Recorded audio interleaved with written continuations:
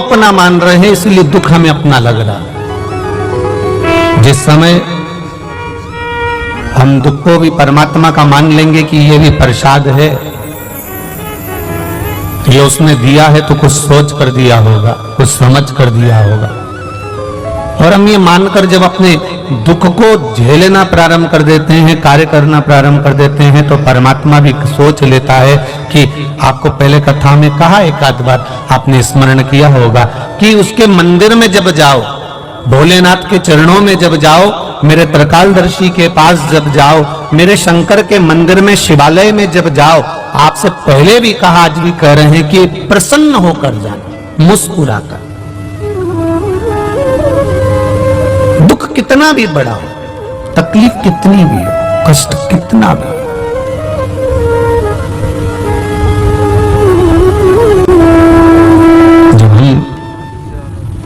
व्यक्ति अगर कर्जे में डूबा रहता है ना, बहुत कर्जे में डूबा हुआ, बहुत कर्जे में डूबा हुआ, और कर्जे में डूबा हुआ व्यक्ति जब बहुत किरीच वाले कपड़े पहनकर, बेहतरीन मुंह में पान मान खाकर, चाबी का छल्ला घुमाते हुए, खूब जोरदार ठाठ से घर से बाहर निकलता है, तो लोग कह देते, बताओ इतना कर्जे में डूबा हुआ है, इसके बाद भी इसके चेहरे पर रत्ती भर सल नहीं, इसके चेहरे पर रत्ती भर सल नहीं, इतना कर्जे में डूबा है तो भी सल नहीं इसके चेहरे पर। दुख आए, और वो दुख आने पर भी अगर आप मंदिर में जाकर भगवान से दुख काटने को नहीं कह रहे, आप शिवालय में जाकर भगवान शंकर से ये नहीं कह रहे हो कि मेरा दुख काट देना, आप तो शिवालय में जाकर केवल एक लोटा जल देवादिदेव महादेव को समर्पित कर रहे हो, तो भगवान देवादिदेव महादेव से जगत जननी जगदम्बा खुद कह देती है, माता पार्वती, कि इसको इतना दुख है, इतना कष्ट है, इतनी तकलीफ है, इसके बाद भी इसके चेहरे पर मुस्कुराहट है। तो शंकर भगवान भी कह देते हैं, अगर ये मेरे मंदिर में मुस्कुराते हुए आया है, तो अब इसका दुख मैं काटूंगा, ये मुस्कुराता ही रहेगा, ये मुस्कुराएगा।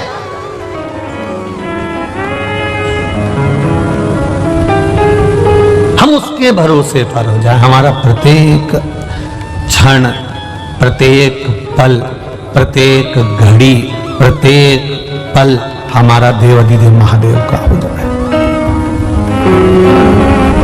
एक शिव भक्त का शंकर भगवान के मंदिर जाना, शिव जी को एक लोटा जल चढ़ाना, उस मंदिर से वापिस आना, मंदिर पर गए, आपके चरण में, आपके शरीर में, आपके कपड़ों में मंदिर की रज, शिवालय की रज, शिवालय का कंकर, शिवालय की धूल आपके शरीर में जब लगती है, और वो धूल लगे हुए आप जब घर में आते हो, शरीर में कहीं ना कहीं चढ़ाए हुआ जल का छींटा लेकर आप घर में आते हो, या कहीं मंदिर के अंदर थोड़ा बहुत कीचड़ हो रहा है, गीला हो रहा है, उस कीचड़ लगे हुए पांव से, उस गीले पांव से आप अपने घर में आते हो, तो भी हमारे घर में आने से हमारे पवित्र घर का आनंद अपने आप बढ़ जाता है, उसका सुख प्राप्त हो जाता है।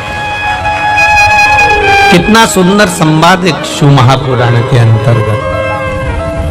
भरोसे पर, हम उसकी दृढ़ता के भरोसे पर आप जाओ, शंकर के मन, दुनिया के लोग कहेंगे शिव जी पे चढ़ाकर जल नहीं पीना चाहिए, कोई कहेगा नारी को शिवलिंग नहीं छूना चाहिए, कोई कहेगा एक कन्या को शंकर जी का शिवलिंग का स्नान नहीं कराना चाहिए, कोई कहेगा ऐसे हो जाओगे, कोई कहेगा वैसे हो जाओगे, कोई कहेगा तुम कुत्ता बन जाओगे, तो कोई कहेगा घोड़ा बन जाओगे। तो जो तुमसे कहे कि मरने के बाद कुत्ता बन जाएंगे, तो उनसे पूछना तुम देख के आए थे क्या? किसने देखा? यहां तक शिव पुराण की कथा कह रही है, हमने तो बैकुंठ भी नहीं देखा, और राजस्थान वालों ने देखा हो तो बात दूसरी है।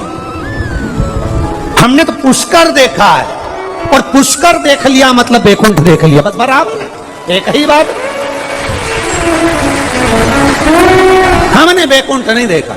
हाँ, कोई दूसरे हो जिन्होंने बैकुंठ देखा हो, और जो कह दें कि तुम ऐसा करोगे तो बैकुंठ नहीं जा पाओगे, नरक चले जाओगे, तो उनसे पूछना तुम नरक गए थे क्या, देख के आए थे क्या, किस तरह की गाड़ी है, फोर व्हीलर, पूछना स्कॉर्पियो है कि टवेरा है, पूछो उनसे।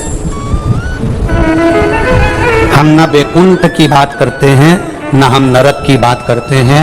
आज तक इतनी शिव पुराण की कथा बाची, एक बार भी हमने इस व्यासपीठ से ये नहीं कहा कि तुम ऐसा करोगे तो नरक चले जाओगे। हमने ये भी नहीं कहा कि ऐसा करोगे तो बैकुंठ चले जाओगे। बोला कभी?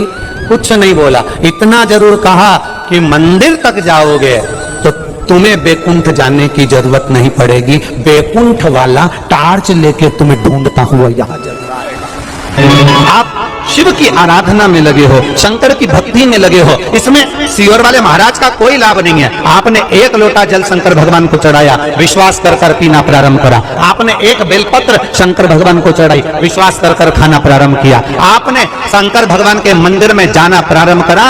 आप 2 कदम चलकर शिव के दरवाजे तक जाते हो तो तुम्हारा दुख मिटाने के लिए वो कैलाश को छोड़कर तुम्हारे दरवाजे तक आता है। ये निश्चितता है।